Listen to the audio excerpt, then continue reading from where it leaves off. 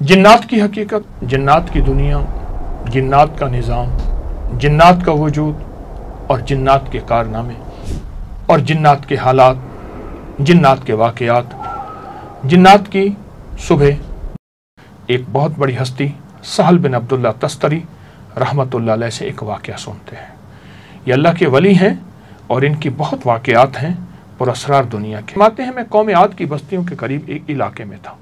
वहाँ मैंने एक ऐसी पत्थरों की तराशी हुई बस्ती देखी जिसके दरमियान में एक महल था। मैं इबरत हासिल करने के लिए इस महल में दाखिल हुआ तो देखा है कि निहायत बड़े जिस्म वाले बुजुर्ग खाना काबा की तरफ मुँह करके नमाज पढ़ रहे थे। उनके बदन पर एक ऊन का जुब्बा था जो बहुत पुराना होने के बावजूद नरम था। ये लिबास इतना साफ कैसे है? ये 700 साल से ऐसा ही है। मैंने सलाम किया।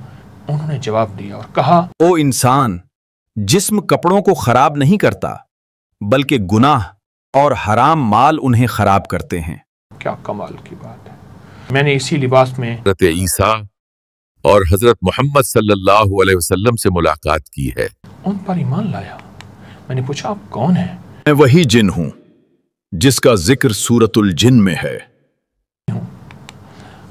अल्लाहु अकबर। सूरत जिन की ये आयत, कुल उहिया इलैया अन्ना उस्तमा नफरुम मिनल जिन्न फकालू इन्ना समीना कुरानन अजब।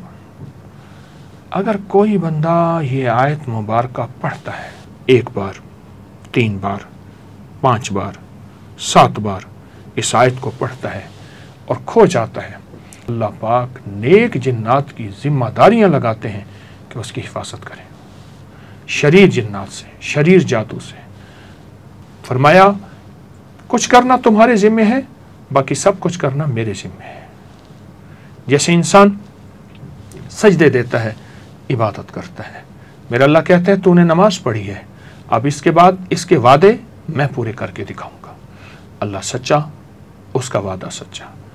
इस आयत मुबारक से नफ़ा हासिल करें, मौत तक, नस्लों तक, क़यामत तक। बहुत अनोखा राज मैंने मुख्तसर लफ्ज़ों में दिया है, बहुत कमाल राज दिया है।